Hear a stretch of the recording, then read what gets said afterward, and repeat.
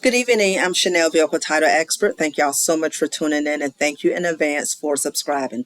So, guys, boating season is here, and I know many of you are going to be going out buying your boat. So, I'm going to be sharing a few key points you want to keep in mind, especially if you are buying from a private party. Okay, the first thing is to make sure you receive that title for the boat. I've done videos in the past about not buying vehicles without titles. Well, this also applies to boats. Do not buy a boat unless you are getting a title for that boat.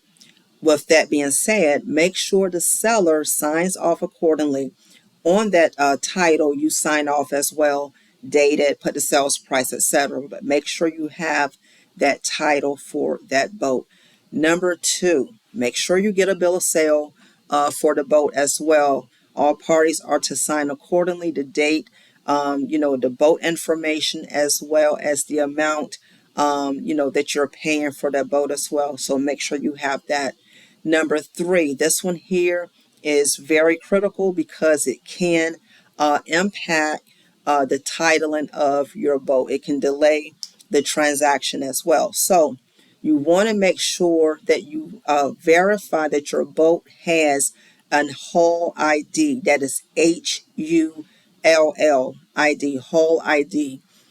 Take it upon yourself to examine the boat to make sure you see the hull ID. The hull ID is opposite of the VIN, which is found on vehicles. So boats have hull ID numbers instead.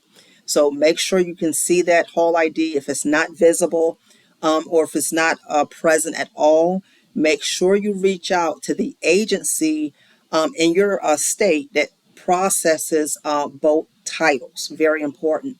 What will happen is they will come out and do an examination of the boat. If they don't see on hull ID or it's not legible, they will issue you a number.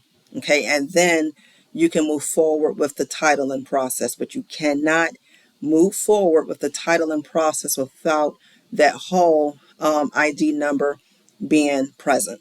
Okay, and lastly, before you head off to get your title for the boat transaction completed, make sure you are aware of where you're supposed to go and get your boat title. Depending on your state, it could be the DMV, but it's not always the DMV.